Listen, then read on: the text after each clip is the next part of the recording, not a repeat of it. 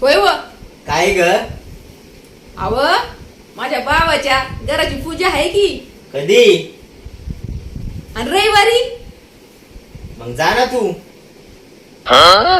मग काय मोकळा हात हलवत जाऊ का? काय काय न्यायला नाही लागायचं का? अगं देतो तुला 1000 रुपये. 1000 रुपयामध्ये काय यायचं या?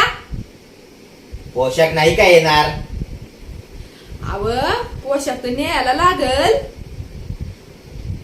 पण भावाच्या घराची पूजा असली ना की बहिणीनी सोन्याचं कौल न्यायला लागत या. काय? आणि मग सोन्याच्या कौलानं काय व्हायचंय? सोन्याचा एक खानाचा पत्रा देऊ का? हा द्या की.